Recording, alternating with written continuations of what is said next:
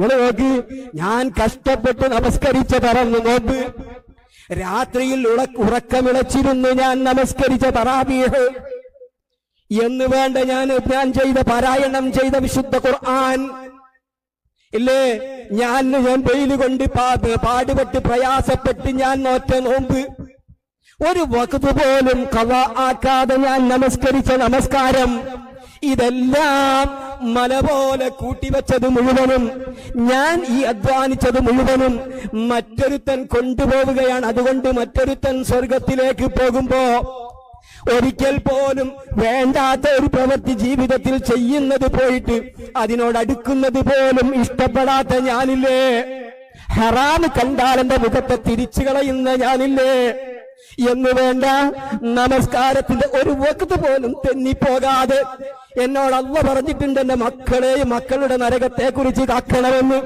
നോക്കണമെന്ന്.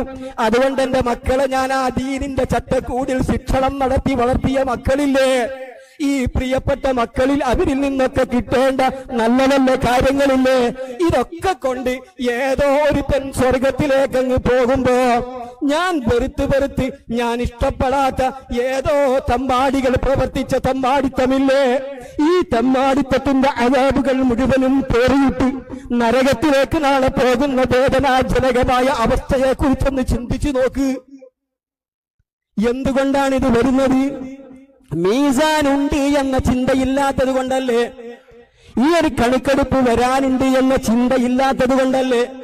ഇവിടെ നമ്മൾ ചിന്തിക്കണ്ടേ, നമ്മുടെ അവസ്ഥ ഭയാനകമായി വരുന്ന അവസ്ഥയിലേക്ക് നമ്മൾ എത്തിപ്പോകുമെന്ന് പേടിക്കണ്ടേ. വദാലിക്കൽ മുഫ്ലിസ് സഹാബത്തെ, അവരാണ് പാപ്പരായി പോയവര്.